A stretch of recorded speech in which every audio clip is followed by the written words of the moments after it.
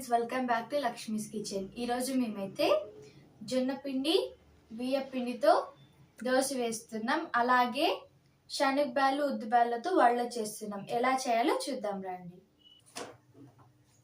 8 cut చేసి పెట్టుకున్న పచ్చిమిర్చి, కొద్దిగా సర్పాక్స్, అలాగే 3 కట్ చేసి పెట్టుకున్న ఉల్లిపాయలు, కొద్దిగా కొత్తిమీర, 3 స్పూన్స్ సాల్ట్, అలాగే కొన్ని వేయించి పెట్టుకున్న పల్లీలు, 3 ఎండుమిర్చి,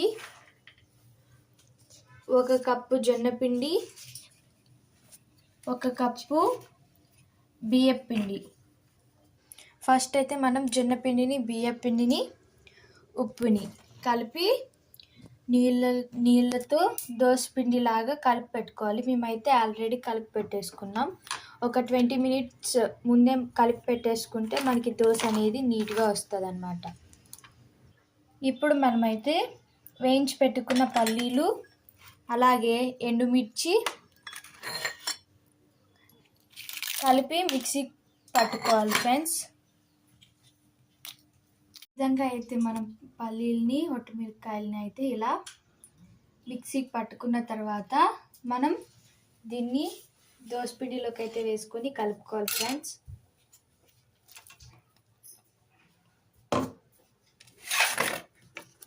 అలాగే కొద్దిగా కొత్తిమీర,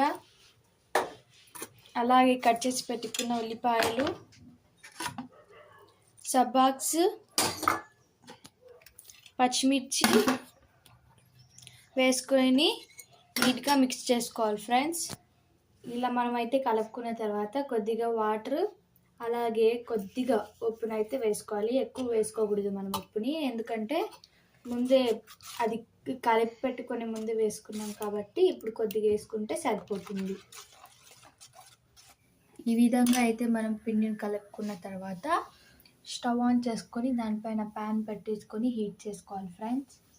ప్యాన్ అయితే హీట్ అయిన తర్వాత మనమైతే కలిపి పెట్టుకున్న దోశ పిండిని తీసుకొని నీట్గా ప్యాన్ పైకి అంతా వేసేసుకొని దోశ అయితే వేసుకోవాలి ఫ్రెండ్స్.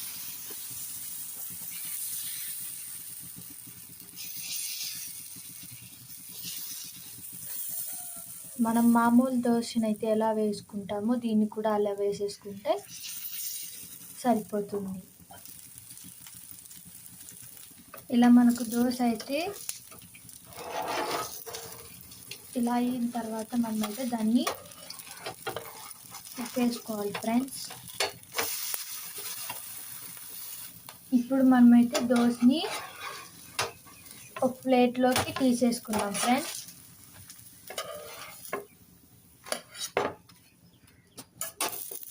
ఇలా చేసుకుంటే మనకు దోశ అయితే రెడీ అయిపోతుంది. మనం దోశ అయితే చేసేసుకుందాం కదా ఫ్రెండ్స్. ఇప్పుడు వడ ఎలా చేసుకోవాలో చూద్దాం.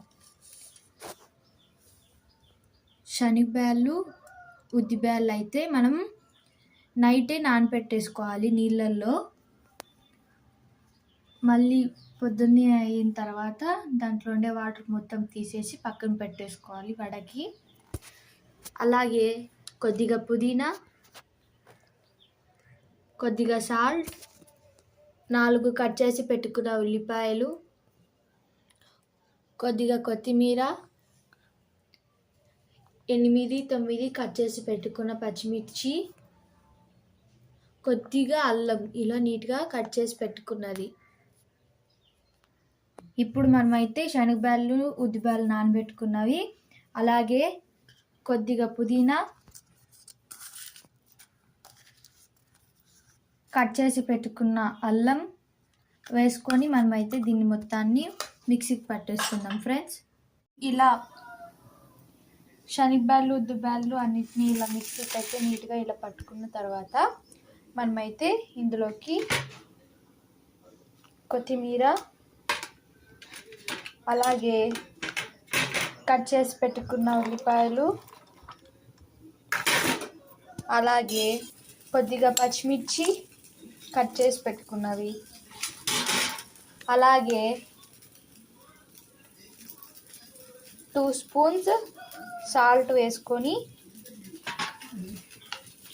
మనం నానపెట్టుకున్నాం కదండి ఫ్రెండ్స్ శనగబ్యాళ్ళు, అవి అయితే కొన్ని పక్కన తీసి పెట్టుకొని ఇప్పుడు దీంట్లోకి వేసుకొని అయితే మనం మిక్స్ చేసుకోవాలి ఫ్రెండ్స్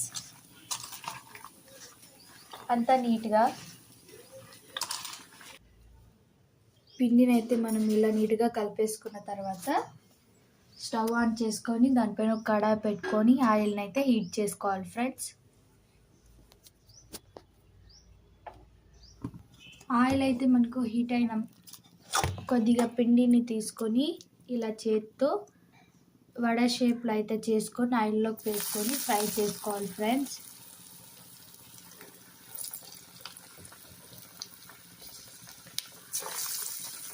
వడ అనేది బాగా రోస్ట్ అయిన వరకు అయితే మనం ఫ్రై చేసుకోవాలి.